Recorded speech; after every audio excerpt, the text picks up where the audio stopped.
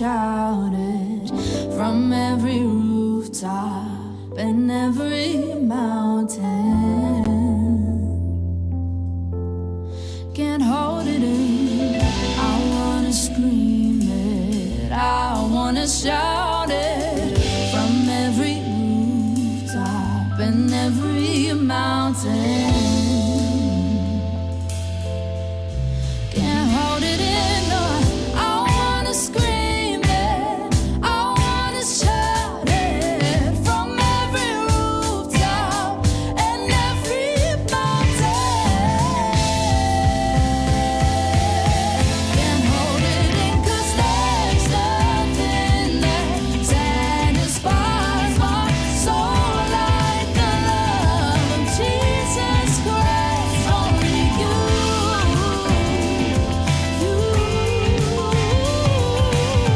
There's no one who give their life like you did, and on the third day rise. Only you.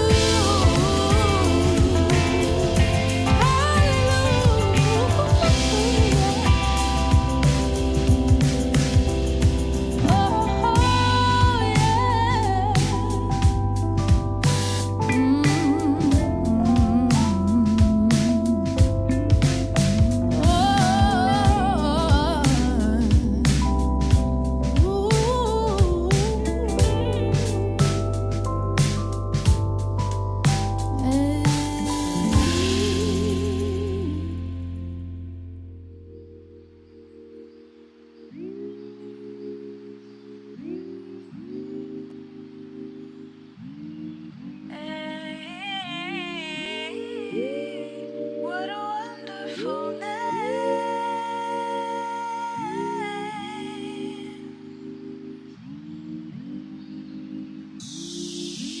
You were the word of the beginning, one with God the Lord Most High.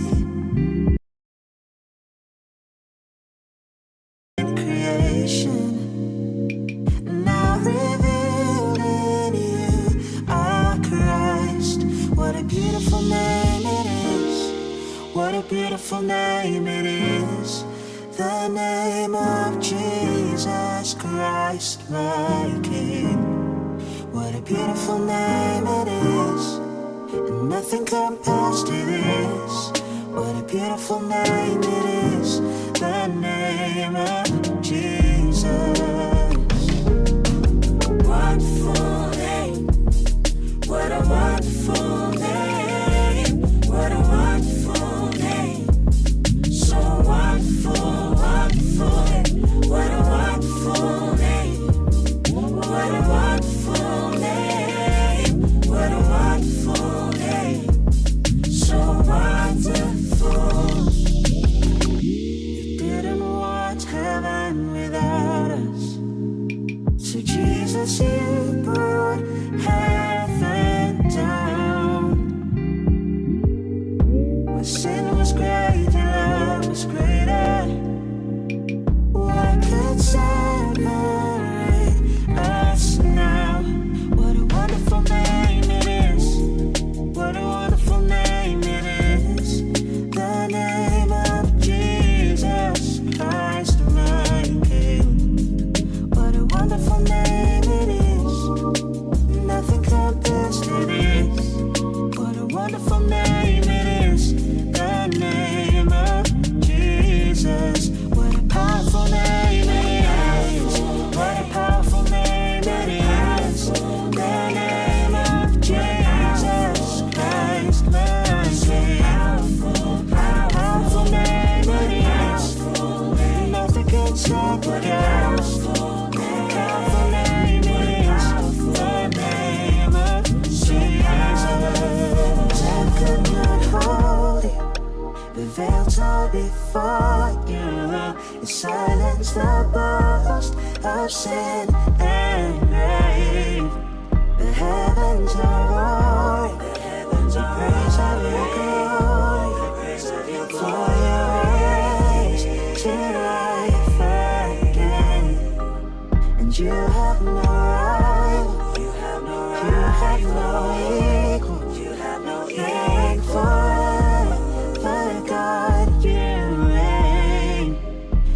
Yours is the kingdom, and yours is the glory. Yours is the name above all names.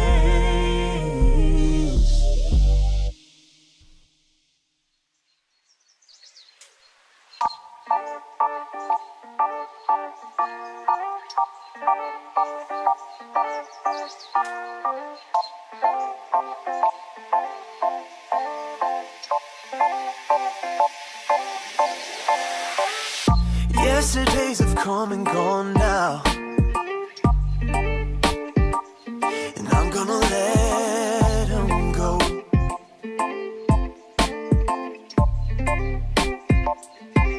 Yeah, all the wins and all the losses,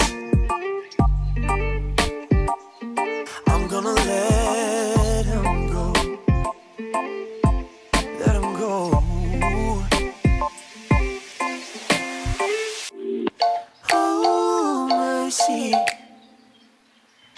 Oh, mercy, you found me again.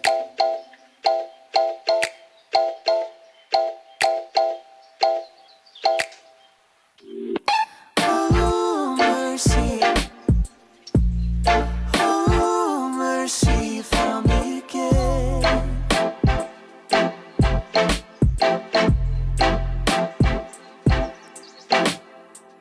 Starting fresh like it's forever, like an unending song. The author and the story come together in an unending song, in an unending song.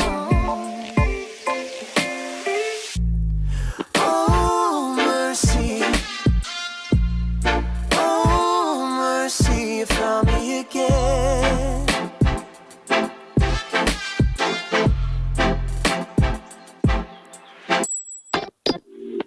Oh, mercy, you found me again.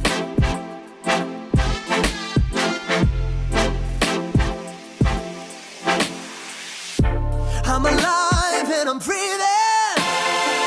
You woke me up for a reason, I'm not gonna waste it. Here you can take it. Yeah, I'm alive and I'm breathing. You woke me up for a reason, I'm not gonna waste it. Here you can take it.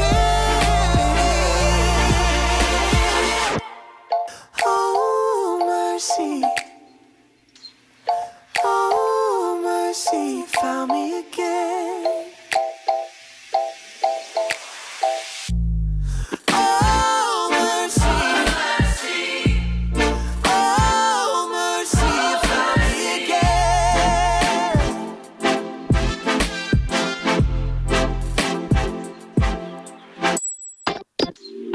Oh, mercy.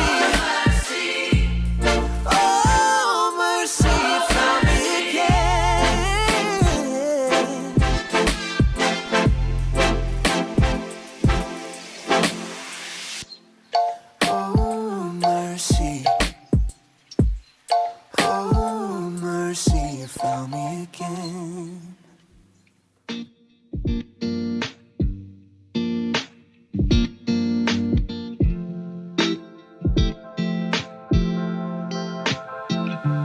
Oh, be still, be quiet, my soul, be gone, you haughty eyes. No, I need you to live, not what you give, don't need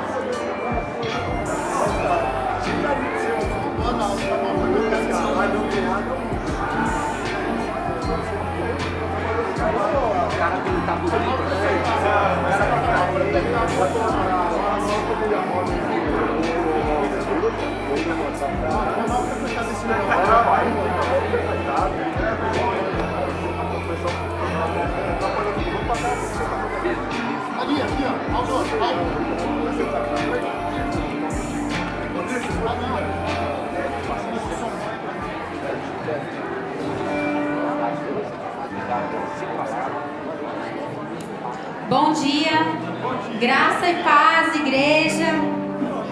Que bom ter você aqui nessa manhã. Queria convidar quem está aí fora no nosso cafezinho. Vamos chegando, vamos nos ajuntar nesse ajuntamento santo, reunidos em nome de Jesus para louvar e adorar o nome desse Deus. Quero convidar você a se colocar de pé juntos. Nós vamos aqui fazer a leitura do Salmo 31 a partir do versículo 19. Eu vou começar com a leitura. Já coloque a sua mente, o seu coração diante do Senhor. Diz assim a palavra de Deus: como é grande a tua bondade que reservaste para aqueles que te temem e que à vista da humanidade concedes àqueles que se refugiam em ti. No esconderijo da tua presença, intrigas dos homens, na tua habitação, proteges das línguas. Bendito seja o Senhor, pois mostrou as maravilhas do seu amor leal para comigo, quando eu estava em uma cidade sitiada.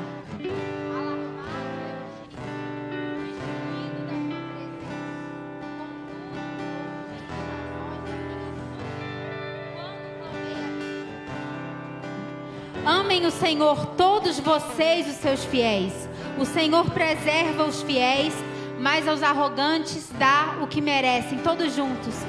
Sejam fortes e corajosos, todos vocês que esperam no Senhor. Coloque o seu coração na presença de Deus nessa manhã, vamos orar. Senhor Deus, eis aqui o teu povo, aqueles que esperam em Ti e que se chamam pelo teu nome, discípulos de Jesus. Ainda, Senhor, com tantas falhas, com tantas lutas, com tanto, Senhor, a melhorar, mas com a tua ajuda, Senhor, queremos dizer, estamos aqui porque queremos ser mais parecidos com o Senhor. Esperamos em Ti, confiamos na Tua promessa, confiamos na Tua soberania, na Tua fidelidade. Que bom, ó Deus, é caminhar contigo. Que bom é seguir contigo e ouvir a Tua voz por toda a caminhada. Te pedimos que nessa manhã, ó Deus, a Tua presença, a Tua palavra, o Teu amor encha o nosso coração e aperfeiçoa-nos, ó Deus, em Ti. Edifica-nos nessa manhã e recebe a adoração que nós dedicamos, recebe esse tempo, e que não seja somente um dia da semana, Senhor, mas uma vida na presença, na doce presença de Jesus. Te amamos, Senhor.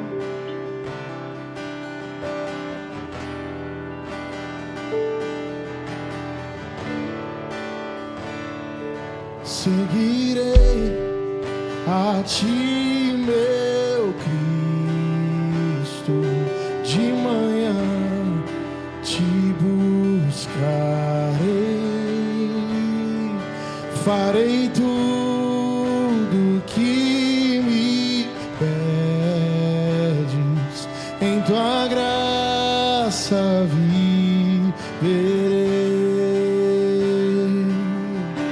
Eu quero ser como Tu és. Vem, ó Deus, e muda, faz-me como Tu. Quero ser como Tu és. Guia minha vida conforme o Teu querer. Eu quero ser como Tu.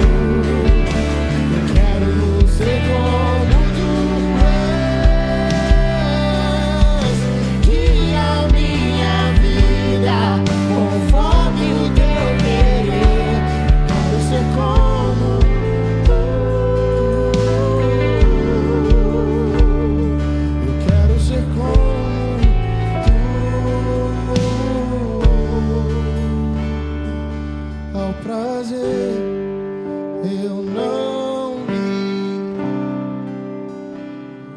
Ser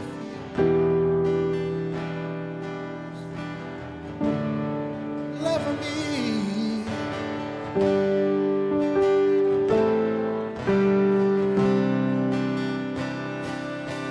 Meu reino venha em mim.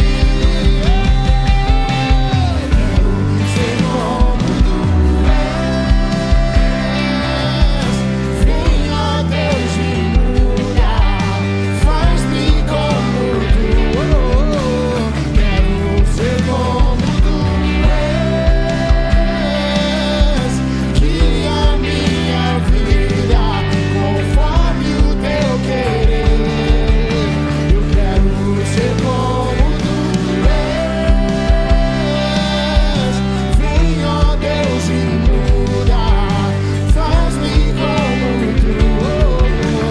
Quero ser como tu és. Guia a minha vida conforme o teu querer. Quero ser como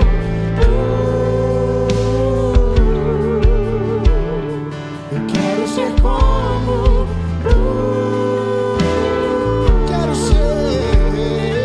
quero ser como eu quero ser como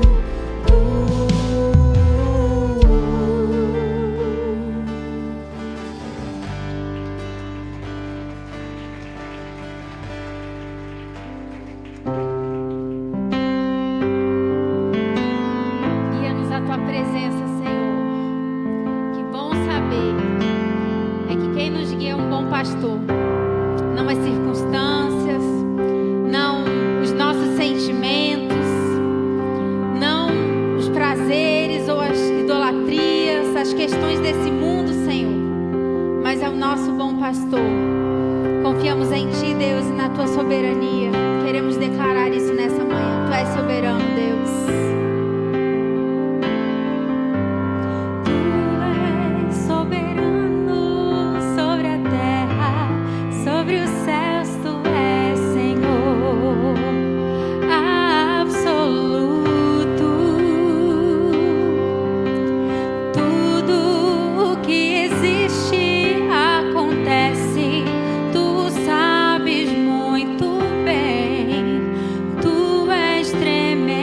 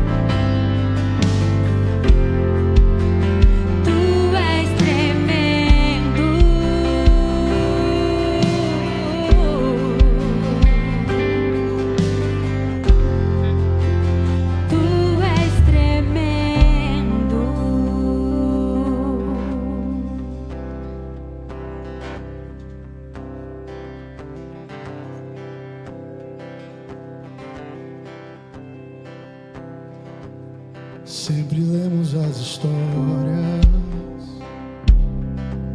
de curas e libertações, maravilhas e milagres. Vem e faz mais uma vez. Nós amamos tua presença, sabemos que estás aqui. Vem cobrir-nos com tua graça, vem, queremos teu agir. Cante. Vem, Espírito de Deus, o teu povo clama a ti. Vem, Espírito de Deus, o teu povo clama a ti. Cremos que estás agindo, Tens movido corações. Nós louvamos os teus feitos, a ti são todas as canções. Vem, Espírito de Deus, o teu povo clama a ti. Vem, Espírito de Deus, o teu povo clama a ti. Vem, Espírito de Deus, o teu povo clama a ti. Nós clamamos, Senhor. Espírito de Deus, o teu povo clama a ti. Nós clamamos a ti, Jesus, nessa manhã. Faça a sua vontade, Deus, faça o teu querer sobre as nossas vidas. Nós temos muitos planos, nós temos muitos desejos, Pai, mas nós cremos que a tua vontade é melhor sobre as nossas vidas. Então essa é a nossa oração nessa manhã. Nós temos planos, orações. Se não te agrada, não queremos, mova tudo em nós. Só tu podes transformar. Com teu vento vem encher-nos, mova tudo em nós. Nós temos planos de orações. Se não te agrada, não queremos, mova tudo em nós. Só tu podes transformar. Com teu vento vem encher-nos, mova tudo em nós. Nós temos planos de orações. Se não te agrada, não queremos, mova tudo em nós. Só tu podes transformar. Com teu vento vem encher-nos, mova tudo em nós. Vem encher-nos, mova tudo em nós. Vem, Espírito de Deus.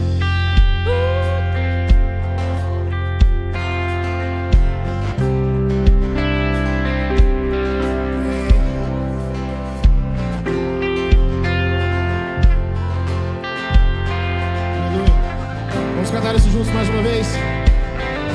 Vem, Espírito de Deus, o teu povo clama a ti. Nós clamamos, Senhor. Vem, Espírito de Deus, o teu povo clama a ti. Nós temos planos, nós temos planos de orações. Se não te agrada, não queremos,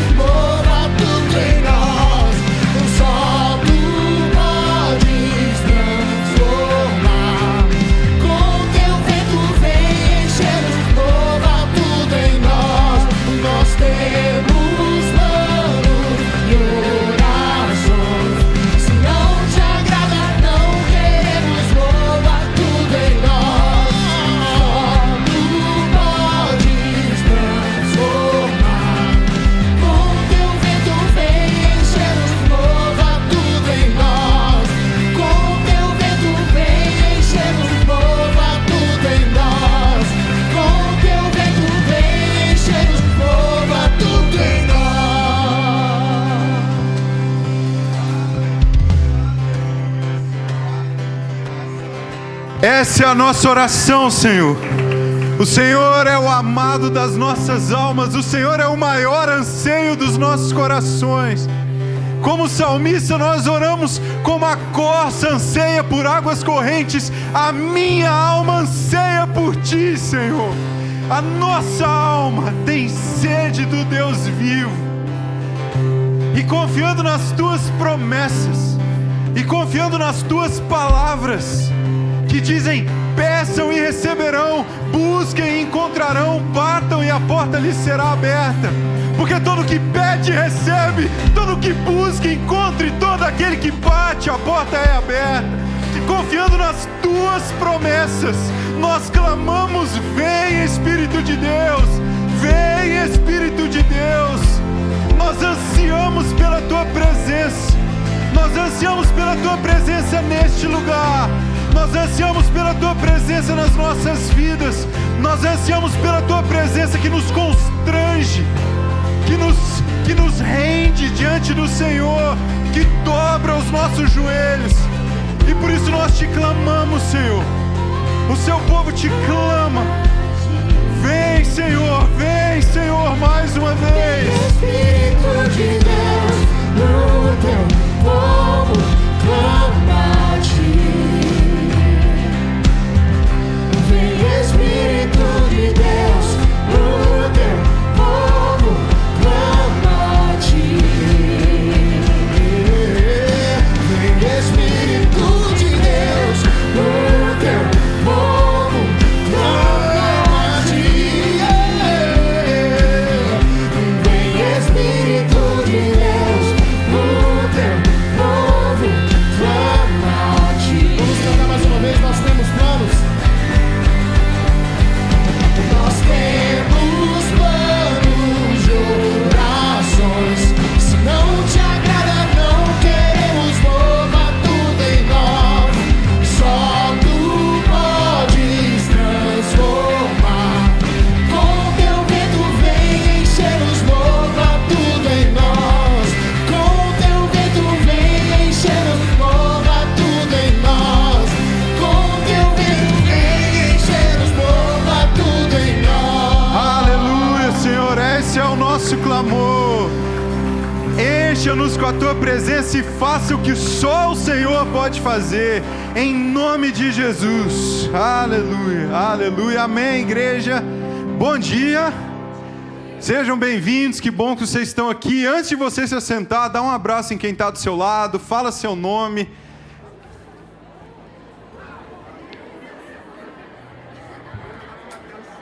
Prazer,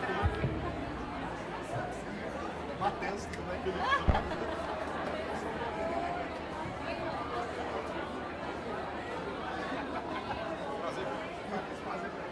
bom? Amém.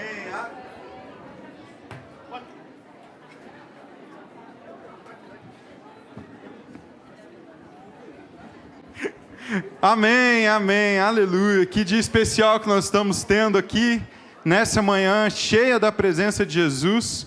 Tenho alguns avisos para você que está chegando hoje. Na verdade, temos avisos para todo mundo, mas você que está chegando hoje é muito bem-vindo aqui. Se você está nos visitando hoje aqui pela primeira vez, sinta-se em casa. É uma alegria muito grande ter você conosco.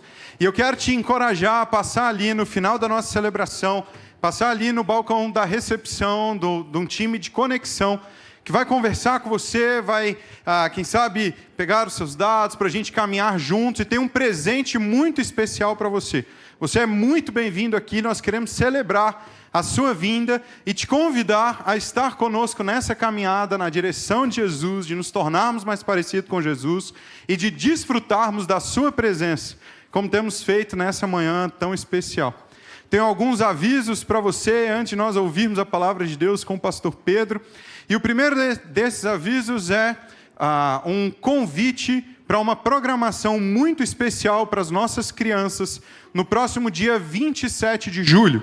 No próximo dia 27 de julho, nós teremos uma programação chamada Siga o Mestre, uma tarde de ensino e diversão.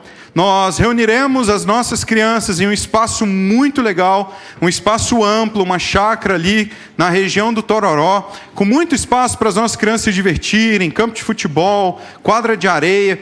E nós queremos te convidar a participar desse evento, a inscrever a sua criança nesse evento. As crianças passarão a tarde ali recebendo ensino, sendo guiadas em brincadeiras, mas que também as conduzem na direção de Cristo Jesus. E para participarem desse evento, dessa programação, é muito fácil, basta você se inscrever por esse QR Code. A inscrição por criança tem o valor de R$25. Então, você vai apontar aí o seu celular para esse QR Code, vai aparecer aí um cadastro e ingressos para você comprar. Faça esse cadastro com o seu nome, com os seus dados, né, do maior responsável. E a nossa igreja vai entrar em contato com você ao longo das próximas semanas para pegar os dados das suas crianças, tá? Então, se você é avô, avó, pai, mãe, tio, tia, e você quer que a sua criança participe desse evento, nós queremos muito te encorajar a levá-los lá. E você então comprará a quantidade de ingressos correspondente à quantidade de crianças que você queira levar ou abençoar. Talvez levar um amiguinho da escola, os coleguinhas do prédio. Vai ser uma tarde super especial. Esse evento, a idade para esse evento é a mesma idade do nosso Ministério Infantil, de 2 a 11 anos. Nosso Ministério Infantil atende crianças ali embaixo, de 2 a 11 anos, e ali as crianças, elas não apenas ficam ali durante o tempo do culto, né, para os pais terem um tempo de estudo aqui em cima, de desfrutarem de adoração, da presença do Senhor, mas as crianças também são conduzidas à presença do Senhor, ao conhecimento da palavra de Deus ali embaixo, por meio de aulinhas, por meio de canções. Então nós queremos muito incentivar, se você tem um filho, uma criança de 2 a 11 anos, a deixá-la lá embaixo, para que ela também possa desfrutar desse ensino. Agora, eu tenho um outro convite a fazer para vocês. Hoje, o nosso Ministério Infantil atende crianças de 2 a 11 anos. Mas, em breve, nós teremos um acréscimo nesse cuidado. Nós teremos um berçário. Os pais de crianças menores... Não, nem é, né? Né? Mas nós em breve iniciaremos as atividades do nosso berçário. Está em fase de pensamento, de ideias, de programações para que isso aconteça. E nós desde já queremos te convidar, se você quer servir no berçário, quer atuar com crianças com menos de 2 anos, nós queremos te convidar a se voluntariar para algumas das nossas líderes do Ministério Infantil. Então, a tia Carol ou a tia Tainá, você pode se voluntariar para atuar com o nosso berçário. Amém? Combinado? Muito bom. Nós, nas nossas celebrações, sempre separamos um tempo para crescermos na prática da generosidade. E nesse tempo dedicado a aprendermos mais e a desenvolvermos no nosso coração a prática da generosidade, nós lemos como igreja uma declaração, uma oração acerca da generosidade. Eu quero te convidar, se você já é de casa, a ler, a orar conosco, a orarmos juntos essa oração. Se você está chegando hoje, está nos visitando, não se sinta constrangido, você pode apenas ler em voz baixa. Esse é um momento especial para aqueles que já fazem parte da família Vértice. Mas entender aquilo que nós pensamos acerca da generosidade e se você for tocado por Deus, pelo Espírito Santo, no sentido de ofertar, ser generoso também, fique à vontade. Mas não se sinta constrangido a isso. Nós vamos ler isso como igreja, nós vamos orar como igreja agora. Vamos fazer juntos? Pai Santo, tudo o que tenho e sou vem de Ti e pertence a Ti. Minha vida foi comprada pelo sangue de Jesus. Gastá-la toda comigo mesmo e não me dispor a ofertar sacrificialmente é seguir o curso deste mundo e não o caminho de Cristo. O caminho de Jesus é o caminho da generosidade, da liberdade dos filhos de Deus, cujos corações e mentes estão sendo transformados, que resistem à ilusão das riquezas que sufocam a palavra, cujos corações estão em Teu reino e não nos sistemas deste mundo. Decido crescer em generosidade, até que não haja nenhum necessitado entre nós. Decido ser confiável em relação a algo pequeno como o dinheiro, a fim de que possas me confiar as verdadeiras riquezas.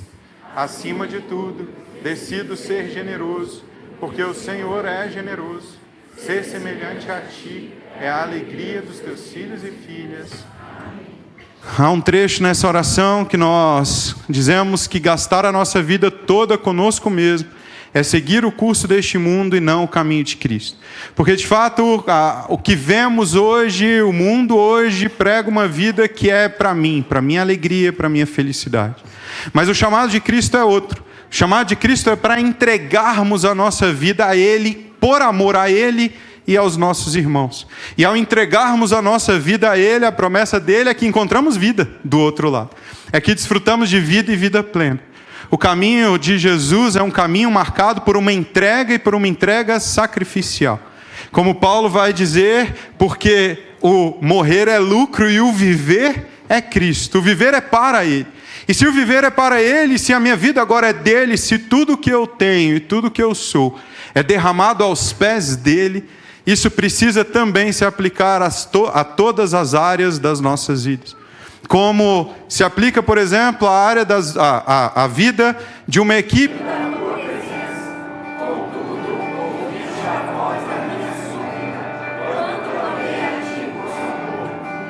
Amem o Senhor todos vocês, os seus fiéis.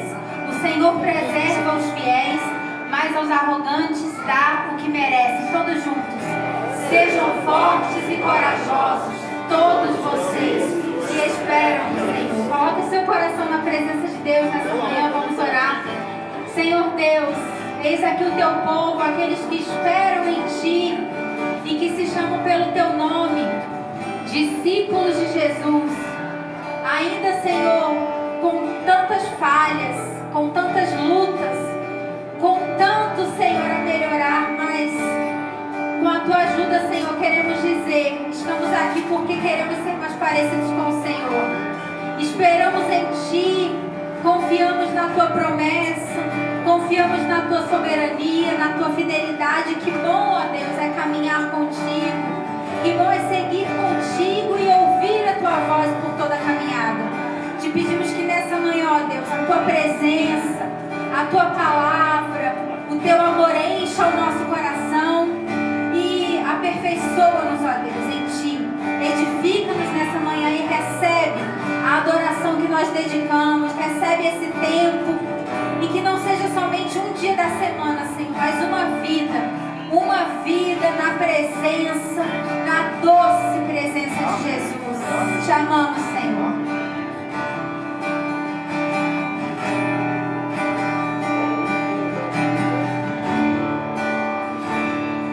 Seguirei a ti, meu Cristo, de manhã te buscarei,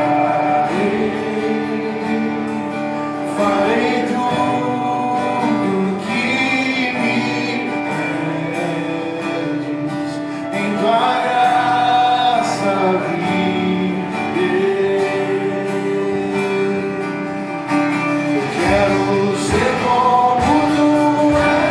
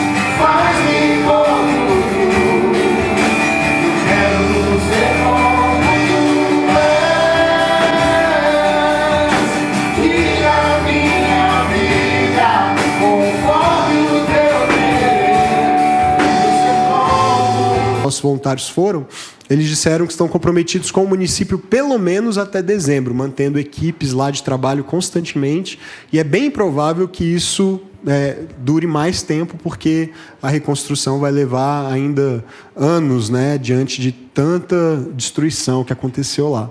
Então é bem provável que você não só possa continuar ofertando, você pode, com 1 centavo ao final da sua oferta, você direciona essa oferta para lá, tá bom? A gente está remetendo esses recursos e planejando talvez inclusive a ida de novos grupos, de outras equipes nos próximos meses, para quem sabe fortalecer ainda mais essa atuação da Aliança Evangélica lá, por meio dos nossos voluntários. Então continue orando, e se você tiver de repente férias disponíveis para tirar, ou tenha de repente autonomia aí, porque é empreendedor e consegue organizar um tempo, nos procure o pastor Diego principalmente, que é o líder junto com a equipe de missões aí dessas iniciativas, para se colocar à disposição, quem sabe num próximo grupo. Amém?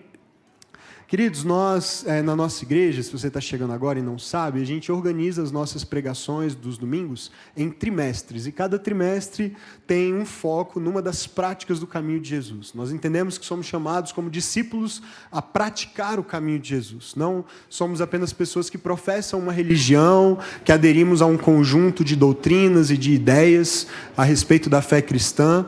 Isso é importante, mas o chamado de Jesus é para mais do que isso, é para andarmos com Ele, sermos seus imitadores, e no processo de estar com Ele, nos tornarmos então como Ele, para fazermos o que Ele fez. Esse é o objetivo do discipulado.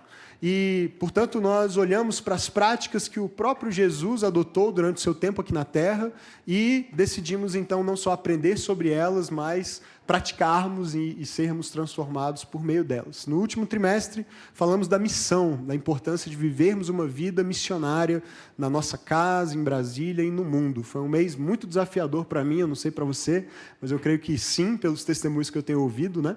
E Deus tem nos esticado aí, nos levado a olhar para além do nosso mundo e das nossas necessidades, para as necessidades das pessoas ao nosso redor e de um mundo que precisa ser alcançado pela pregação do Evangelho. Queremos participar cada vez mais disso. Nesse próximo trimestre, que começa domingo que vem, primeiro domingo aí do mês de julho, nós vamos falar sobre uma das disciplinas que eu creio que é mais negligenciada pela igreja de forma geral no nosso tempo, que é o silêncio e a solitude. Vamos falar dessas duas ideias em conjunto, como uma mesma prática, silêncio e solitude.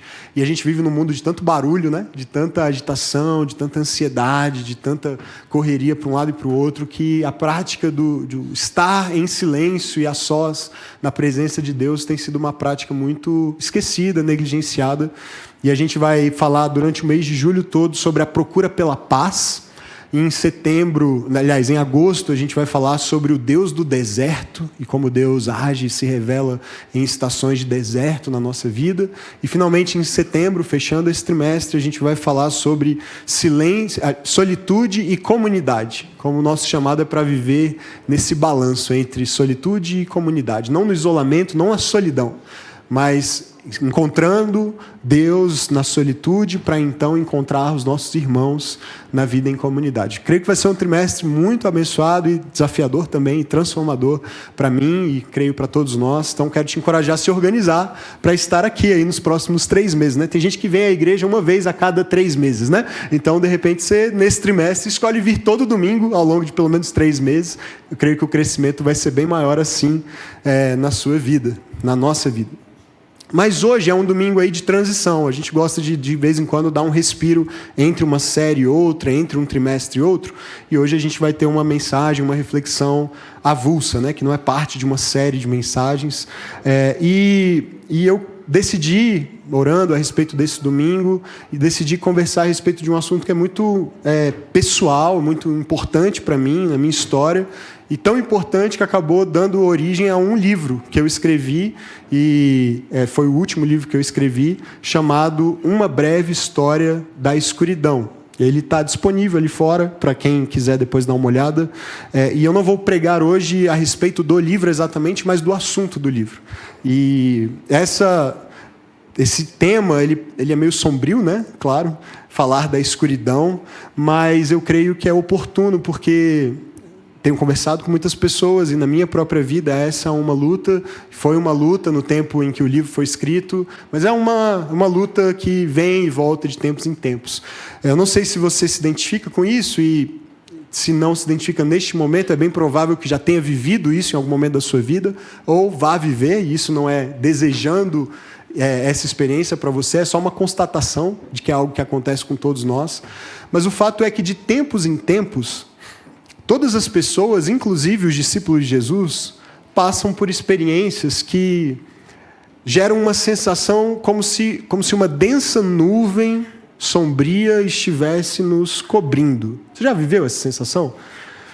São dias estranhos, são dias em que a gente tem a sensação, às vezes, de um vazio no coração, às vezes é uma sensação de desesperança, às vezes é uma sensação de solidão, mesmo estando cercado de pessoas. Já experimentou isso? Já se viu nesse lugar? Nessas estações, há uma sensação também, especialmente se você é um cristão, crê em Deus ou em algum Deus, mesmo que não o Deus em que nós cristãos cremos, há uma sensação de que não tem ninguém lá nos ouvindo e principalmente nos respondendo quando nós buscamos contato, quando nós oramos. Sensação de não sermos ouvidos, de não sermos respondidos, nos faz pensar que se há um Deus, Ele parece não se importar tanto assim comigo, não é mesmo? Porque afinal Ele não fala, Ele não responde, Ele não me tira dessa situação, Ele não faz essa nuvem ser dissipada. Eu creio que nós podemos passar por estações assim de trevas e de escuridão por várias razões. E a Bíblia fala de algumas delas. Às vezes essa sensação de uma ausência de Deus é por conta do nosso próprio estilo de vida. Nós não abrimos espaço para que Deus fale, muitas vezes. Então, vivemos distraídos, vivemos ocupados demais com várias outras coisas, priorizando os nossos desejos e ambições. Então, não abrimos espaço para ouvir a voz dele, para que ele nos oriente, para que ele nos visite, para que ele se manifeste. Não lemos a Bíblia, não oramos, não vamos à igreja, vivemos priorizando outras coisas. Então, é natural, às vezes, nos sentirmos assim. Mas nem sempre é por isso. Às vezes, há um pecado na nossa vida. E o pecado tem esse poder, o pecado não confessado. Todos nós pecamos, certo? Todos nós somos pecadores. Mas quando nós permanecemos no pecado e não confessamos esse pecado, não nos arrependemos desse pecado, não lutamos contra esse pecado, o pecado não confessado tem esse efeito sobre nós, de nos fazer sentir dessa forma, distantes de Deus, desconectados das pessoas. O salmista diz: enquanto eu calei o meu pecado, a tua mão pesou sobre mim, os meus ossos dentro de mim, como que envelheceram, eram esmagados, eu senti esse peso e esse pecado confessado então traz liberdade e põe fim a essa sensação. Mas às vezes não é o nosso estilo de vida, não é um pecado específico, a gente está buscando a Deus, a gente está se arrependendo e lutando contra o pecado, e ainda assim essa sensação vem. A Bíblia fala de momentos assim na nossa vida também causados por uma batalha espiritual.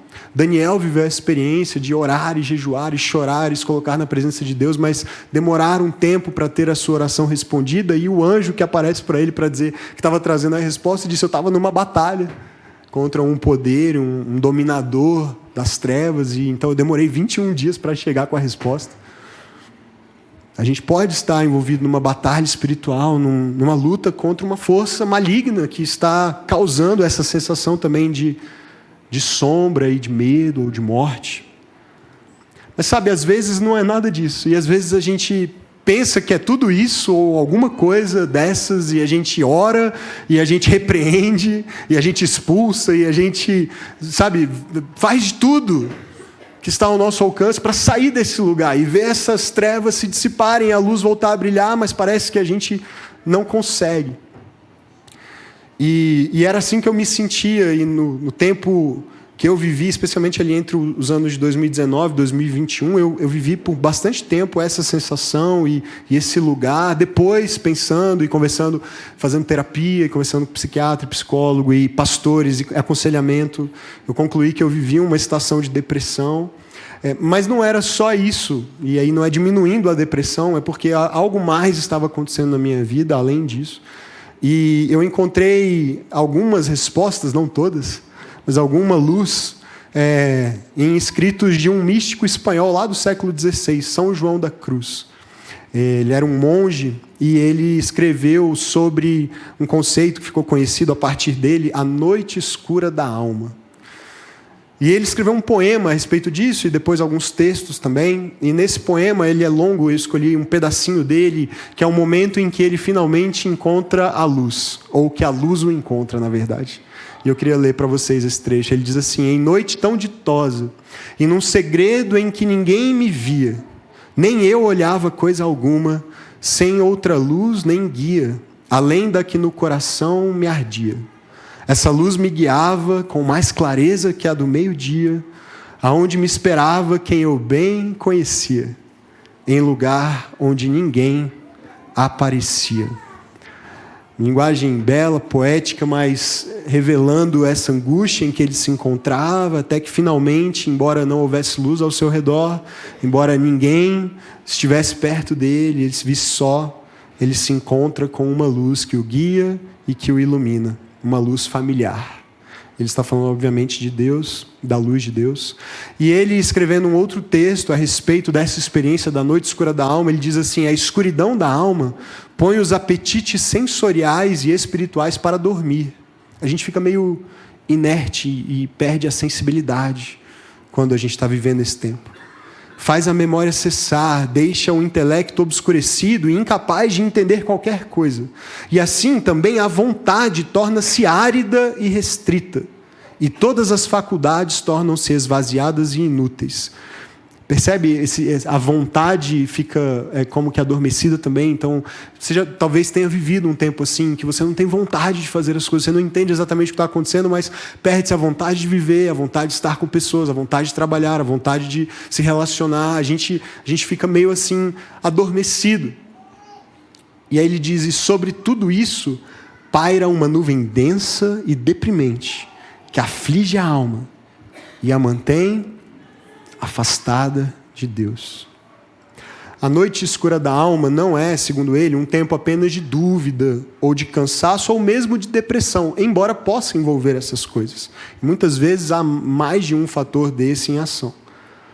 Mas e aí preste muita atenção para não haver confusão aqui, nesse momento ele é muito importante. A noite escura da alma não é um momento em que Deus retira de nós a presença dele. Ele prometeu várias vezes nunca fazer isso. Mas preste atenção, é um momento em que às vezes Deus retira de nós a percepção dessa presença. A percepção da sua presença, com o objetivo de realizar uma obra de purificação e preparação em nós, para que experimentemos níveis maiores de intimidade, liberdade, paz e amor.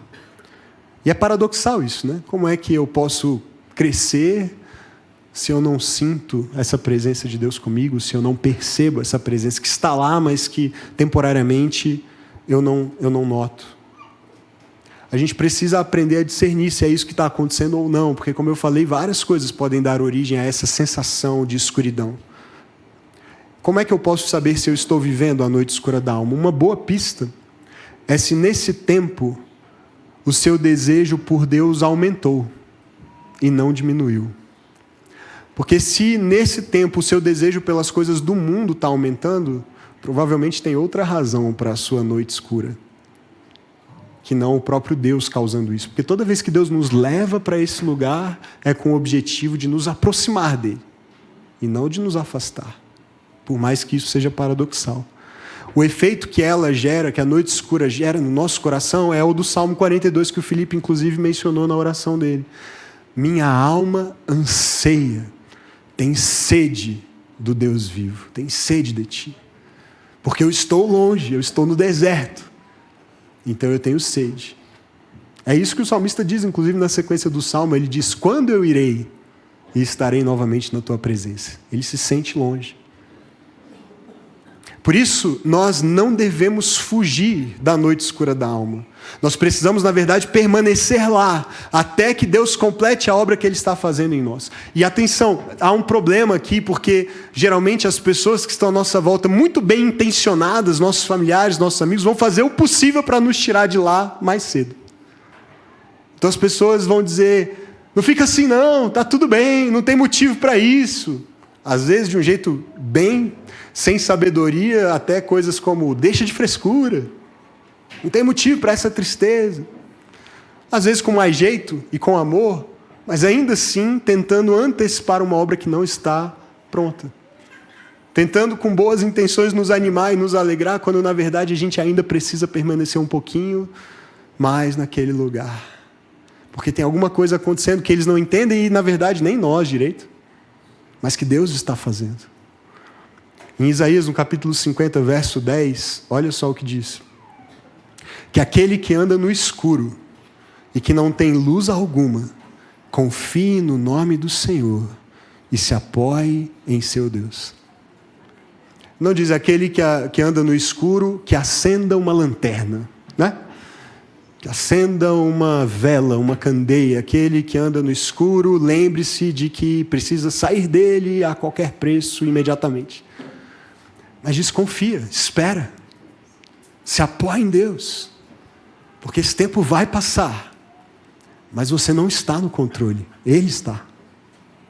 É isso que o pastor John Mark Comer diz quando ele explica ou comenta a noite escura da alma. Ele diz, a noite escura não é algo que nós fazemos, mas é algo que Deus faz em nós. É um tipo de espiritualidade passiva. Nós não estamos no controle. O nosso trabalho é simplesmente dar as boas-vindas ao trabalho de Deus em nós, com confiança e amor, sem resisti-lo com dúvida e raiva. E aí fica bem difícil, porque tudo, pelo menos o que eu sentia quando eu vivia essas fases, e vivo de vez em quando ainda, é dúvida e raiva. Não é mesmo? Nossa tendência é ficar em dúvida. Será que Deus não ouve? Será que Ele não vai fazer nada? Será que Ele não se importa? Será? E se? E raiva disso, porque nada parece resolver, nada parece funcionar, porque a gente está tão acostumado a ter o controle, ou a ilusão do controle, que a gente quer a fórmula que vai fazer a nuvem se dissipar e a luz voltar a brilhar. O que eu preciso orar? Em que culto eu preciso ir? Em qual programa eu preciso participar? Me dá a fórmula, eu quero resolver. E a gente não tem o controle. A gente precisa confiar na obra que Deus quer fazer em nós. Então, querido, seja a escuridão geral desse mundo que jaz no maligno e que de vez em quando vai nos afetar e nos atingir, seja por uma doença, por uma dor, um luto, um sofrimento, uma perda, uma injustiça cometida, seja essa escuridão decorrente dos nossos próprios pecados, da maldade que há em nós e que nos leva a caminhos sombrios, seja a noite escura da alma, uma obra do próprio Deus em nós. O fato é que todos nós enfrentaremos dias de trevas, não é verdade? Dias sombrios, dias de escuridão. E foi isso que me levou, nesse período em que eu vivi isso de uma maneira mais intensa, a escrever esse livro. E nas reflexões, na verdade não era um livro, eram reflexões para mim inicialmente, e depois eu entendi que era algo que poderia ser compartilhado para abençoar outras pessoas. Eu não tinha vontade de ler os textos bíblicos de promessas e maravilhas, porque não era como eu me sentia, eu não conseguia naquele momento ter fé o bastante para crer que aquilo era para mim. Então eu resolvi ver o que a Bíblia tinha para dizer sobre trevas, sobre escuridão, sobre sombra, porque era assim que eu me via. E aí eu fui surpreendido, como sempre, né, quando a gente busca a palavra do Senhor, com uma surpresa que deu origem, inclusive, ao título do livro, ou parte dele. E essa surpresa e a boa notícia é que a maior característica da escuridão é a sua brevidade. Porque por mais densas que sejam as trevas pairando sobre nós, elas têm dia e hora para acabar. Amém? Então por isso que hoje eu quero te contar a breve história da escuridão, crendo que mesmo em meio a ela, nós podemos ter vislumbres da luz e da esperança que começa a invadir as nossas vidas e este mundo, e que no fim derrotará definitivamente as trevas. E a minha oração é que isso desperte alguma esperança no seu coração, ou que você seja instrumento para levar isso para alguém que está sofrendo, passando por dias sombrios nesse momento. Porque embora essa história seja sobre a escuridão não é a protagonista. Amém? Nós vamos para o primeiro capítulo dessa história e é a separação entre luz e trevas. A separação entre luz e trevas. No capítulo 1 da Bíblia, de Gênesis, logo na criação, a primeira coisa que Deus faz, lá em Gênesis, no capítulo 1, a partir do verso 2, tem a ver com isso. Era a terra sem forma e vazia, e o que havia nesse nada pré-criação? Havia alguma coisa, o que era? Trevas. Curioso isso, né? Elas estavam lá desde antes. A gente não sabe muito sobre isso, como é que elas foram parar lá, qual a origem delas, mas elas já estavam lá. Trevas cobriam a face do abismo e o Espírito de Deus se movia sobre a face das águas. E disse Deus: haja luz. E houve luz. E Deus viu que a luz era boa e separou a luz das trevas. É interessante isso. Deus não disse que as trevas eram boas, embora elas já estivessem lá. Ele disse: haja luz, mas ele estabelece a luz de uma maneira que não elimina as trevas. Interessante, né? Ele podia ter simplesmente dito: haja luz, e houve luz o tempo todo, para sempre. E as trevas não existiriam então mais. Mas não foi isso que ele fez. Deus disse: haja luz, mas as trevas permaneceram. Só que Deus separa. Ele separa primeiro dizendo que a luz é boa. Ele não diz isso sobre as trevas. E depois ele separa colocando um limite. Um limite para essas trevas que antes dominavam tudo, mas que agora só podem ir até um determinado momento e lugar, porque a luz irrompe. Ele estabeleceu um limite de até onde as trevas poderiam ir.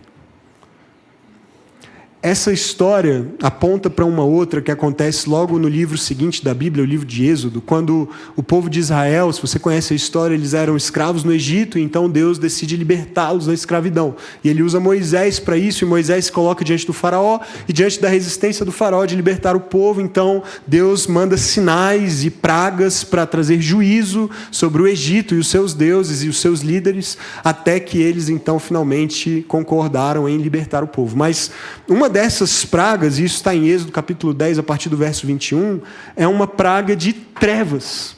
Trevas sobre a terra. E olha só como o texto diz. O Senhor disse a Moisés: estenda a mão para o céu e trevas cobrirão o Egito, trevas tais que poderão ser apalpadas. Então estava escuro mesmo, né?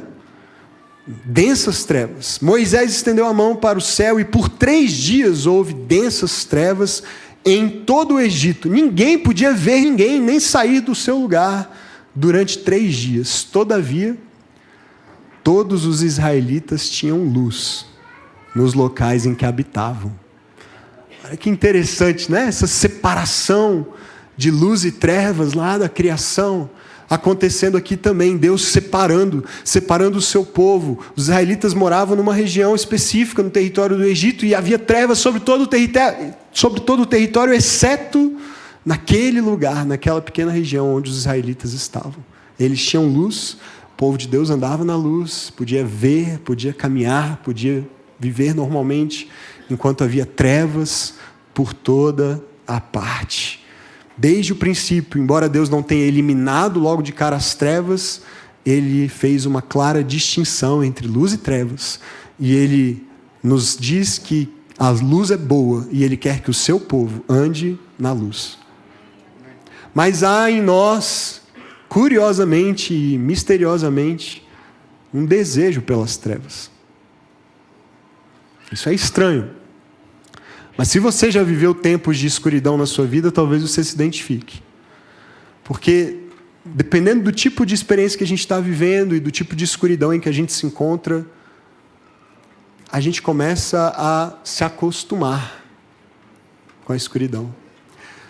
E quando a gente começa a se acostumar com a escuridão, a gente corre o risco de começar a preferir permanecer nela. Então Então, às vezes, isso acontece de novo porque a gente está escondendo alguma coisa. E aí a gente tem medo da luz. O Evangelho de João diz isso, que os homens preferiram as trevas porque as suas obras eram más. Então a luz revela, a luz expõe. Então quando a gente está no pecado, a gente muitas vezes prefere a escuridão, porque vir para a luz parece significar exposição, e aí isso traz medo e vergonha. Mas não só no pecado, às vezes a gente está deprimido, ou a gente está triste, ou a gente está na noite escura da alma, e aí a gente está, às vezes, vivendo nessa escuridão já há tanto tempo que a gente nem se lembra mais de como é andar na luz. Então, quando a luz ameaça penetrar, quando um raio de luz começa a invadir por uma pequena brecha, uma pequena fresta, isso desperta em nós memórias que a gente tenta suprimir, reprimir, porque a gente já não sabe mais o que é ser feliz, a gente não sabe mais o que é andar em liberdade. E a gente não acredita mais que isso é possível, para piorar. Então a gente compra uma mentira de que vai ser sempre daquele jeito. E é melhor nem se iludir de que pode ser diferente, para não se frustrar de novo. A gente sufoca a esperança. E isso aconteceu com um homem chamado Jó. A história de Jó é muito conhecida. Jó perdeu tudo que ele tinha. Um homem que é descrito pelo próprio Deus como um homem bom, um homem temente a Deus, que se desviava do mal. Ele não perdeu o que ele tinha por causa do seu pecado ou de alguma coisa errada que ele fez. E essa é uma dor estranha, né? A dor de não entender a injustiça e o sofrimento. E ele, no capítulo 3, então, depois de perder tudo, há aqui um momento de extrema vulnerabilidade e sinceridade de Jó. E o texto diz: depois disso, Jó abriu a boca e amaldiçoou o dia do seu nascimento, dizendo: pereça o dia do meu nascimento e a noite em que se disse nasceu um menino. Transforme-se aquele dia em trevas, e Deus lá do alto não se importe com ele, não resplandeça a luz sobre ele. Chamem-no de volta às trevas e à mais densa escuridão, coloque-se uma nuvem sobre ele e o negrume aterrorize a sua luz. Apoderem-se daquela noite densas trevas, não seja ela incluída entre os dias do ano, nem faça parte de nenhum dos meses. Gente, Jó não estava muito bem, né? E Jó, no ponto talvez mais baixo ali da sua vida, e da frustração, e de não entender o que estava acontecendo, e de ter perdido tudo, ele deseja que ele não tivesse nem nascido. E para descrever o que ele está sentindo e o que ele gostaria que acontecesse, se fosse possível, ele usa essa linguagem de luz e trevas. E ele deseja que o dia do seu nascimento fosse transformado em escuridão e trevas tão densas que aterrorizassem a luz. Olha essa linguagem, uma nuvem que aterrorize a sua luz, a luz daquele dia, o dia do meu nascimento. Em meio ao sofrimento, muitas vezes somos testados e queremos nos render e nos deixar engolir pela escuridão. Desejamos a escuridão, como Jó desejou que o dia do seu nascimento se transformasse em trevas. Porque qualquer resquício de luz que ameaça entrar, às vezes nos traz uma memória distante de algo que nós vivemos no passado, mas que não acreditamos mais ser possível viver. Nós não nos lembramos mais do que é viver na luz. E preferimos nos acostumar com a já familiar escuridão. Sabe, queridos, é nesses momentos especialmente que nós precisamos nos lembrar e nos apegar, não ao que vemos ou sentimos, porque não vemos nem sentimos nada parecido com luz. Mas precisamos nos lembrar e nos apegar do que nós sabemos ser verdade. E esse mesmo Jó, vivendo todas as suas crises, no capítulo 19, verso 25, faz uma afirmação extraordinária. Ele diz: eu sei que o meu Redentor vive e que no fim se levantará sobre a terra. Ele conseguiu mesmo, em meio a toda a sua luta, ser lembrado do que ele sabia ser verdade. E do que aconteceria. Quando? Ele não sabe. Nós não sabemos. Mas ele sabia que um dia aconteceria. Essa tradução do se levantará sobre a terra também pode ser se levantará sobre o meu túmulo, sobre a minha sepultura. Nós somos pó da terra e voltaremos para a terra. Então alguns tradutores traduzem essa expressão aqui como eu vou morrer, mas eu sei que mesmo ali, esse meu Redentor, aquele que me resgata, ele se levantará para me levantar também. Então essa esperança vai além, inclusive, desta vida. E Jó, de alguma maneira, entendeu isso. E nós precisamos entender também. O salmista, o Salmo 139 fala dessa mesma experiência de um desejo pelas trevas, mas de uma maneira muito interessante. Ele mesmo conclui que esse desejo esbarra na inevitabilidade da luz. A luz é inevitável.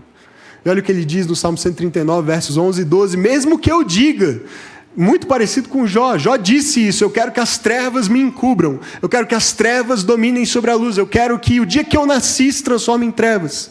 E o salmista, refletindo sobre essa experiência da dor, do sofrimento, da escuridão, ele diz: mesmo que eu diga que as trevas me encobrirão e que a luz se tornará noite ao meu redor, verei que nem as trevas são escuras para ti. A noite brilhará como o dia, pois para ti as trevas são luz.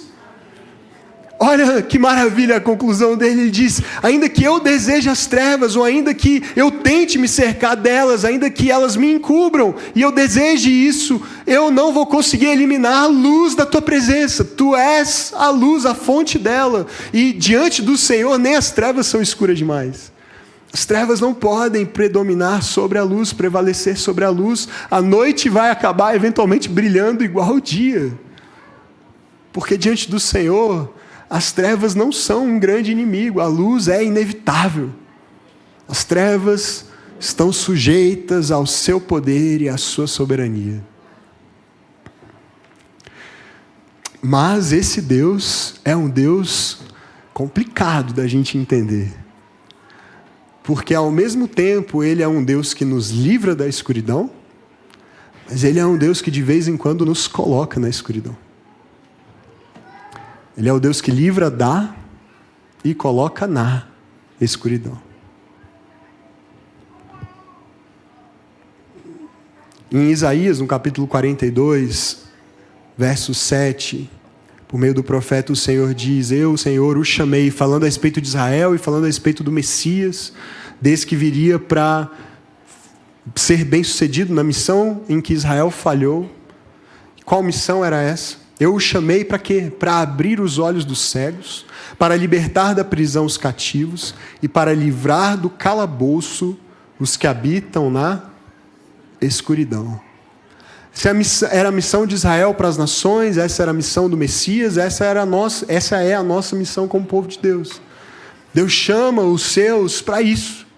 E veja, ele usa algumas figuras aqui análogas, ele usa a ideia da prisão, ele usa a ideia da cegueira, ele usa a ideia da escuridão, para essencialmente falar da mesma realidade.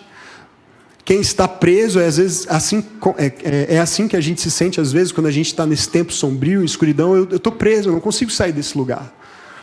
A cegueira impede a gente de ver a luz, de ver a cor. A gente não enxerga nada a não ser trevas.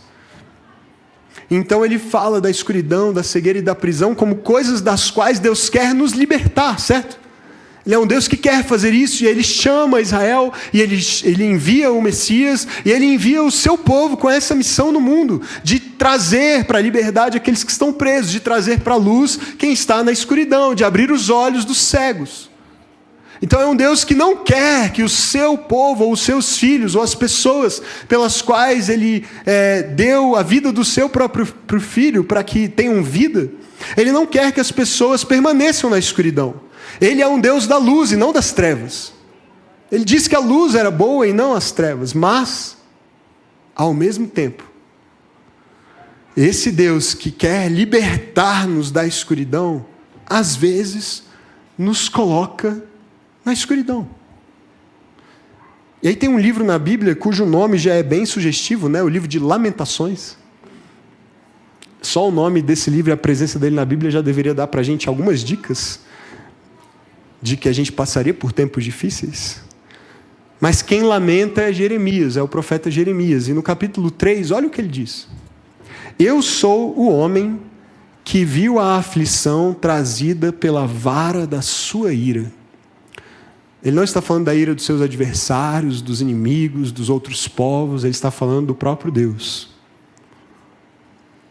Eu sou o homem que viu a aflição trazida pela vara da sua ira. E o que esse Deus que usou de uma vara para corrigi-lo e afligi-lo fez? Ele me impeliu e me fez andar aonde? Na escuridão e não na luz. Para ficar bem claro, ele podia ter me feito andar na luz. E parece que esse, na verdade, era o objetivo dele. Ele quer libertar as pessoas da escuridão para a luz, mas, curiosamente, com Jeremias, ele quis fazê-lo andar na escuridão. Mais do que isso, ele me fez habitar, no verso 6, na escuridão. A gente acabou de ler, gente, lá em Isaías, ele dizendo assim: eu chamei o meu povo, eu chamei o meu servo para tirar da escuridão aqueles que habitam na escuridão. E agora a gente está lendo quase que o oposto, literalmente, certo? Aqui em Lamentações. Fez-me habitar na escuridão como os que há muito morreram. Parece que esse é o meu destino também. Cercou-me de muros e eu não posso escapar, atou-me a pesadas correntes. A gente acabou de ler que o propósito de Deus é libertar quem está preso e pôr na luz quem está na escuridão. E aí Jeremias está dizendo, ele me pôs na escuridão, ele me fez habitar nela e ele me prendeu ainda por cima. E para piorar, o verso 8, que eu tenho certeza que já deve ter sido a sua experiência em algum momento da vida, já foi a minha certamente. Mesmo quando eu chamo ou grito por socorro, ele rejeita a minha oração. Difícil entender isso, né? Difícil entender isso. Parece o contrário do que Deus deveria estar fazendo com a gente. Do que Ele mesmo disse que quer fazer. Mas esse mesmo Jeremias que lamenta, no mesmo capítulo em que ele diz essas coisas, ele fala de uma manhã que vai chegar. De uma luz que vai nascer. E no verso 22 desse mesmo capítulo 3, ele diz: graças ao grande amor do Senhor, é que não somos consumidos, pois as suas misericórdias são inesgotáveis. Renovam-se cada manhã. Grande é a sua fidelidade. Presos às vezes na tentativa de explicar e entender por que é que a escuridão chega também para nós, às vezes a gente perde de vista o mais importante.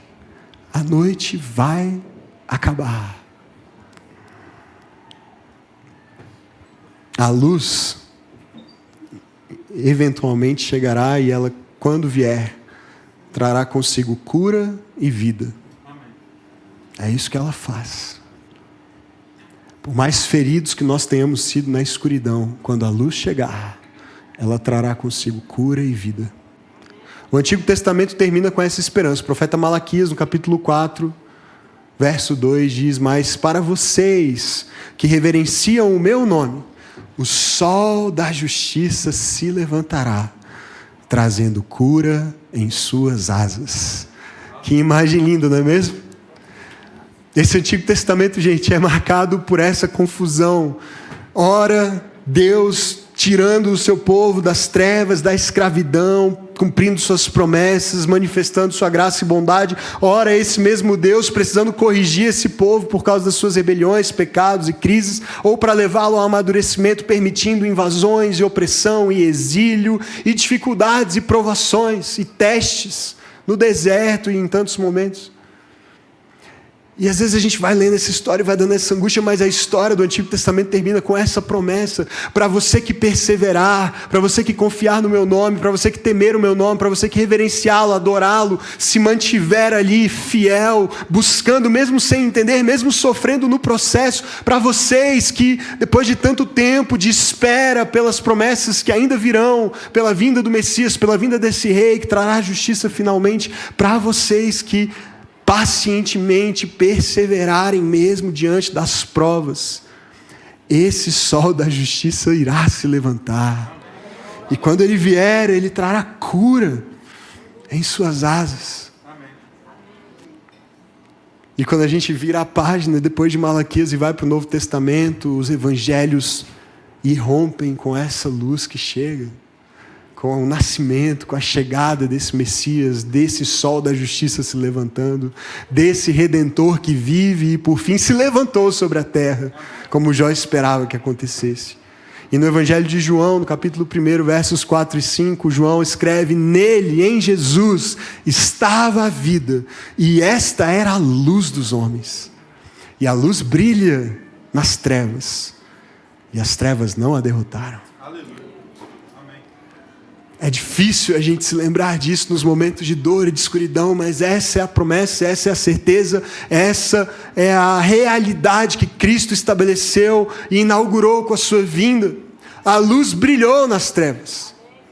E por mais que elas tenham tentado, as trevas não puderam derrotar a luz. A escuridão pode gerar sim doença, dor e morte, mas a luz sempre chega gerando cura e vida, e Jesus vem, a luz brilha nas trevas, nele estava a vida e ela era a luz dos homens. Jesus é essa luz que vem para trazer vida, trazer a derrota definitiva das trevas, a vitória da vida sobre a morte, da luz sobre a escuridão no mundo e em nós. As trevas não a derrotaram. E esse mesmo que é a luz e a vida, ele diz para nós quem é a luz do mundo hoje.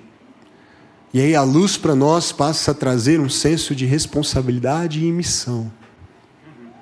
Porque no seu sermão mais conhecido, o Sermão do Monte, no capítulo 5, esse que é a luz, que é a fonte da luz, que é o sol da justiça, ele faz uma afirmação extraordinária a respeito dos seus seguidores. Ele diz: vocês são a luz do mundo. Não se pode esconder uma cidade construída sobre um monte, e também ninguém acende uma candeia e coloca embaixo de uma vasilha. Ao contrário, coloca no lugar apropriado e assim ilumina todos os que estão na casa. Assim brilha a luz de vocês diante dos homens, para que vejam suas boas obras e glorifiquem ao Pai de vocês que está nos céus. Percebe, querido?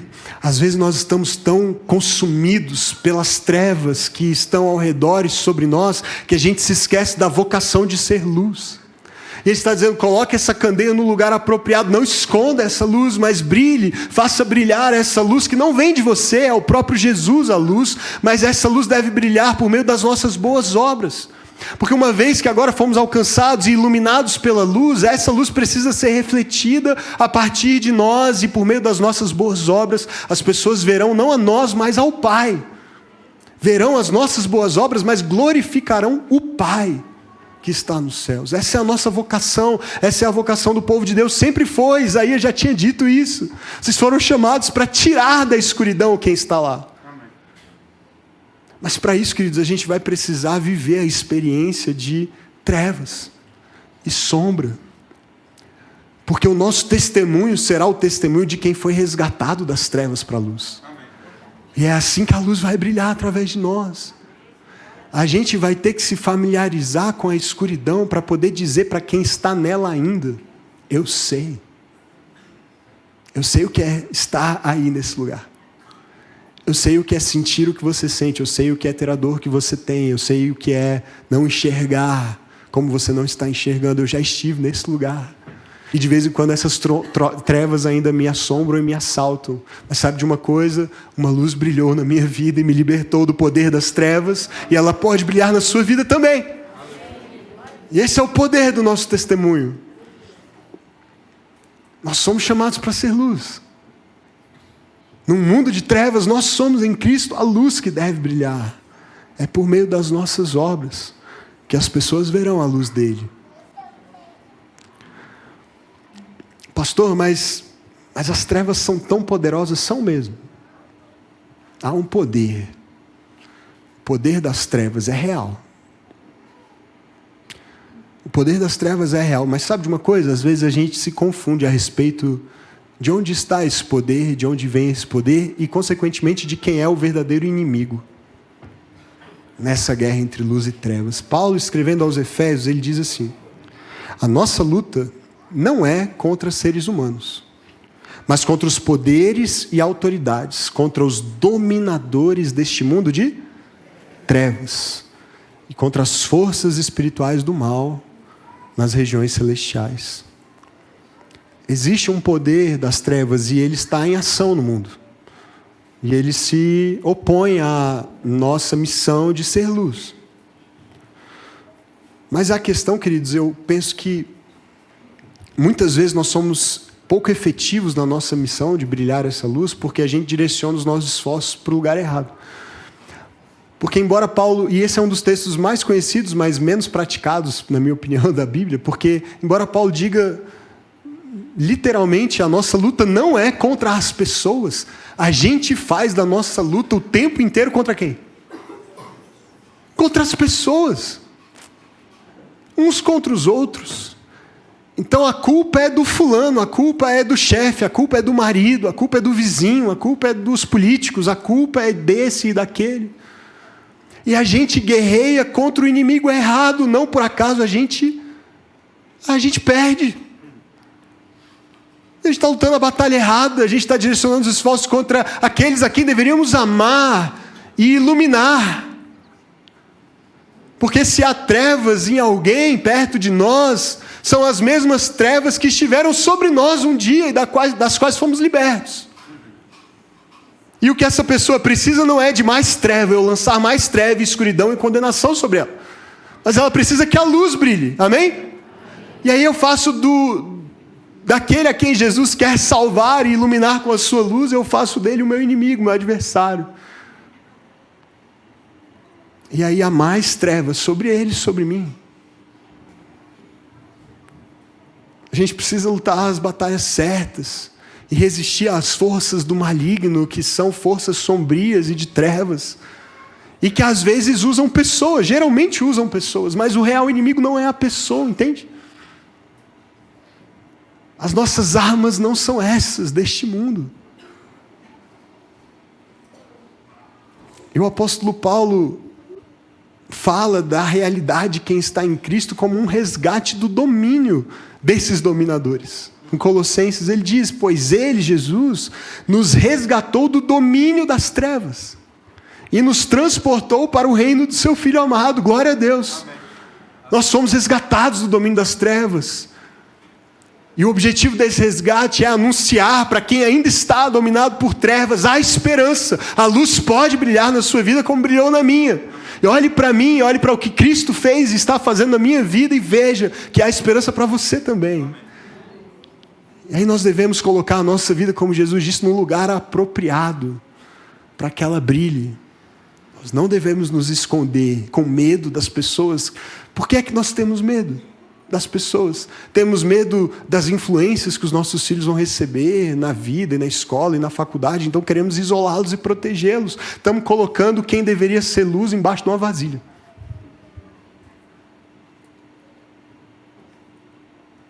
A gente está fazendo exatamente o que Jesus disse para não fazer. Sabe que você precisa não ter medo da influência que o seu filho vai receber lá fora. Influenciá-lo mais. Brilhar mais sobre a vida dele, a luz de Cristo que está em você. Para que ele seja luz onde ele estiver. Num mundo de trevas, essa é a missão. Essa é a nossa missão. O mundo é um mundo de trevas. É verdade, vamos esconder as candeias debaixo da vasilha. Foi para isso que Jesus veio, foi para isso que ele nos chamou? Claro que não. O problema é que será que a gente está sendo luz mesmo? Será que a gente está brilhando? Ou será que a gente também está se acostumando tanto com a escuridão que é melhor ficar o mais protegido possível, porque afinal as nuvens são muito densas. E eu não falo isso, querido, como uma acusação ou condenação, eu estou me colocando junto, porque essas trevas pairam sobre mim também. Mas a luz sempre derrota as trevas. Sempre. E é por isso que há um fim prometido para a escuridão. A história da escuridão é breve. Os seus dias estão contados. Lá em Apocalipse 22, verso 5, quando João tem a visão a respeito da Nova Jerusalém que desce dos céus e do trono do Cordeiro se estabelecendo nela, e a partir do qual ele reinará sobre céus e terra restaurados, e nós reinaremos com ele. Uma das coisas que ele diz sobre essa nova realidade é que não haverá mais noite. Apocalipse 22, verso 5. Não haverá mais noite. Se no início Deus não eliminou as trevas de uma vez, mas limitou o alcance delas e o poder delas para um período só de noite. Você só vai dominar a noite. Amanhã vai chegar, o dia virá, a luz vai brilhar. Haverá um dia em que definitivamente as trevas serão eliminadas. Não haverá mais noite. E eles, os filhos de Deus, os que reinarão com o Cordeiro, não vão precisar de luz, nem de candeia, nem do sol, pois o Senhor Deus os iluminará. Aleluia! E eles reinarão para todos sempre. Amém? Não haverá mais noite. E o sol vai ficar desempregado. Cumpriu sua missão, pode se apagar. Toda estrela morre um dia, né? Vai chegar o dia da morte do sol também. Porque ele terá cumprido seu papel de só temporariamente limitar o alcance das trevas. A luz de Deus vai brilhar e nos iluminar. E esse será o fim da escuridão. Sabe, o fim da escuridão não é só o fim no sentido do final, da sua eliminação e derrota. Mas eu quero concluir pensando também na finalidade, no fim como a finalidade da escuridão. Afinal, Deus podia ter eliminado de uma vez por todas lá no começo, né? Pouparia muita coisa. Mas sabe, quando a gente olha de novo lá para o relato de Gênesis, a gente vê dois detalhes que talvez nos ajudem. Primeiro, Deus, no primeiro dia, disse, haja luz, certo? E houve luz. Mas sabe quando foi que ele criou o sol e as estrelas? Só no dia 4. Não é interessante isso? Houve luz no dia 1. E o texto diz, houve tarde e manhã o primeiro dia. E houve luz no dia 2, e houve tarde e manhã o segundo dia. Essa sequência tarde e manhã é porque na cosmovisão judaica e bíblica vem primeiro a noite, a tarde, depois o dia. O dia começa, na verdade, com a noite. Primeiro a gente descansa e depois a gente trabalha. Por isso que eles guardam o sábado das 6 horas da tarde de sexta até as 6 horas da tarde de sábado. Tarde, manhã. Mas houve luz no dia 1, houve luz no dia 2, houve luz no dia 3 e só no dia 4 o sol foi criado. Que luz era essa que brilhava? Que fonte de luz é essa que não precisa do sol para iluminar? Eu creio que é a mesma luz que não vai precisar do sol no fim, não é mesmo? Isso nos mostra que o brilho que iluminou os 3 primeiros mundo evidencia que mesmo o sol e todas as estrelas têm a sua luz derivada de uma fonte maior e mais forte. E essa fonte de luz nunca deixou de brilhar, e mesmo nos seus dias mais sombrios ela ainda brilha. Nos meus dias mais sombrios ela não deixa de brilhar, ninguém pode apagá-la. E ela não eliminou a escuridão, mas de início apenas separou os tempos de luz e escuridão, penso eu, e eu posso estar errado, para que a gente tivesse todo dia um lembrete de que a noite, mesmo aquela mais escura e longa, sempre acaba. O dia nasce e basta uma palavra dele para que as trevas cessem. Um outro detalhe dessa narrativa de Gênesis é que nos 6 primeiros dias houve tarde e manhã. Mas quando a gente chega no 7º dia, não há essa menção. E eu não acho que Moisés se esqueceu. Ele se lembrou 6 vezes. Tarde e manhã, o primeiro dia, segundo, terceiro. Mas no 7º não. No 7º dia não há essa menção. E foi o dia do descanso. Deus havia concluído as suas obras e ele descansou. E na tradição judaica, a interpretação disso é que no sábado o sol nunca se põe. Porque é um prenúncio do que a gente vai viver eternamente com Deus. num estado de perfeito descanso e luz, decorrente da presença dele no meio dos seus filhos. E é o cenário que nós vemos lá em Apocalipse. Não haverá mais noite, eles não precisarão de luz de candeia nem do sol, pois o Senhor Deus os iluminará. Queridos, essa é a breve história da escuridão, porque a história da escuridão é breve. Os seus dias estão contados. A noite vai terminar, o dia logo vem, e com ele o sol da justiça trazendo cura em suas asas. E se você está vivendo dias sombrios, eu te entendo, eu já estive lá e de vez em quando estou. A luz não deixou de brilhar. E haverá o tempo em que as trevas serão definitivamente eliminadas. Até lá, confiamos e esperamos no Deus que nos põe na escuridão, faz a sua obra, mas nos tira de lá em nome de Jesus. Vamos orar, feche seus olhos. Obrigado, Jesus, obrigado. Tu és a luz do mundo. Tu és a luz. Em ti não há, Deus, sombra. Não há sombra em ti. E mesmo quando a gente não entende o motivo de passar por certas experiências e estações tão sombrias e escuras, nós confiamos no teu caráter, no teu amor, nas tuas promessas, em quem tu és. Como Jó, nós dizemos: eu sei que o meu Redentor vive e por fim se levantará, ainda que sobre a minha sepultura, para me tirar de lá com vida de novo. Como o Senhor venceu a morte, Jesus, nós também venceremos. Não há ameaça real para aqueles que estão em Cristo. Todos os inimigos já foram derrotados. A luz brilhou nas trevas e as trevas não a derrotaram. Nós te damos honra e glória por isso, Senhor. Ainda que nós andemos por um vale de sombra e morte, não temeremos mal algum, porque tu estás conosco. E a gente não sabe o porquê de ter que passar por esses vales, mas nós cremos que o Senhor está conosco neles, mesmo que a gente não sinta e não veja. Traz esperança aos nossos corações de novo nessa manhã. E que a gente não se esqueça de que acima das nuvens o sol continua brilhando. De que acima das luzes temporárias e passageiras deste mundo, a tua luz, essa fonte inesgotável, sempre iluminará os nossos dias. Renova-nos nessa esperança, nessa manhã, Pai, para aqueles que estão cansados e sofrendo.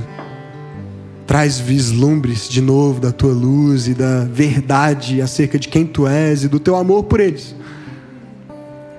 E que ainda que essa nuvem permaneça por mais algum tempo, que eles consigam se apegar a ti, confiar, esperar no Senhor e te adorar e dizer: eu sei, o meu Redentor ainda vive, a luz ainda brilha.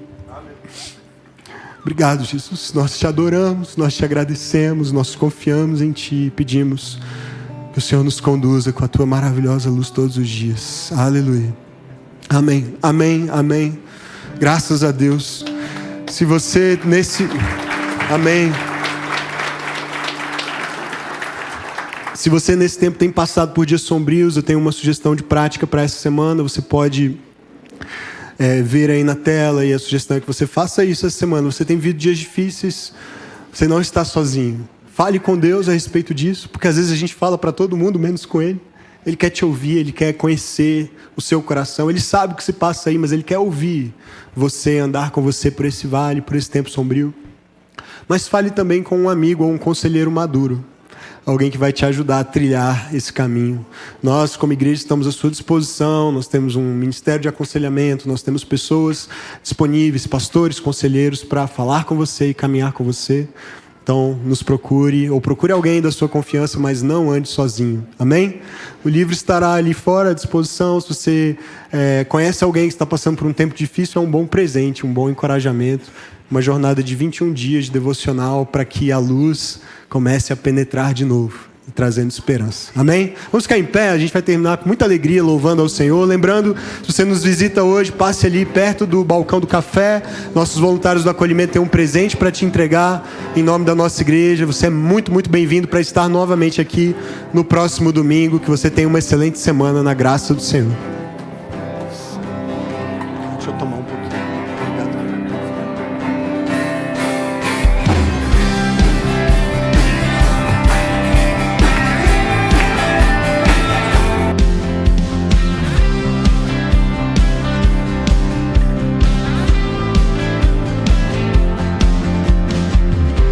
A estrela da manhã, ao Rei dos Reis, Senhor,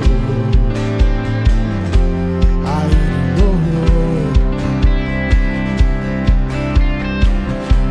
aquele que morreu, mas sobre a morte triunfou, a Ele louvor. Jesus, tu és o Rei, reina em nossos corações. Teu é o reino e o poder, pra sempre. Amém. Tua igreja canta a ti, Ergue a voz pra declarar, um só povo a proclamar. cantando bem alto, bem alto. Rei, tu és o Rei. Rei, tu és o Rei. A estrela da manhã, ao Rei dos Reis, Senhor, a Ele o louvor. Aquele que morreu, mas sobre a morte triunfou. A Ele o louvor. Jesus, tu és o Rei, reina em nossos corações. Teu é o reino e o poder, pra sempre. Amém. Tua igreja canta a ti, ergue a voz pra declarar, um só povo a proclamar, cantando bem alto, bem alto.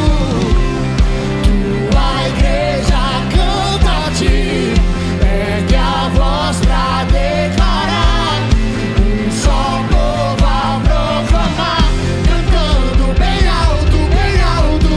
Rei, tu és o Rei. Rei,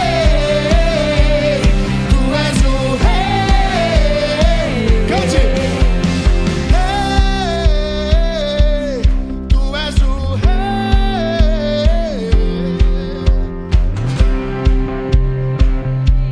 Tu és o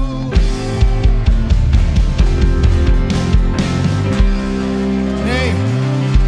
Amém. Glória a Deus. Amém. A todos um domingo abençoado. Vão em paz e até domingo que vem. Que Deus os abençoe.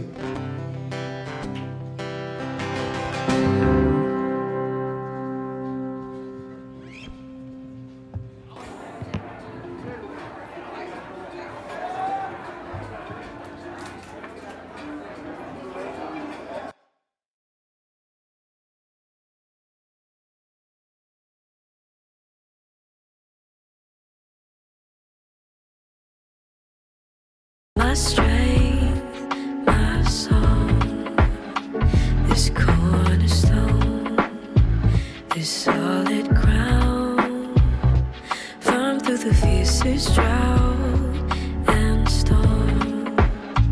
What heights of love, what depths of peace, when fears are still, when striving cease. My comforter, my all in all, here in the love of Christ I stand.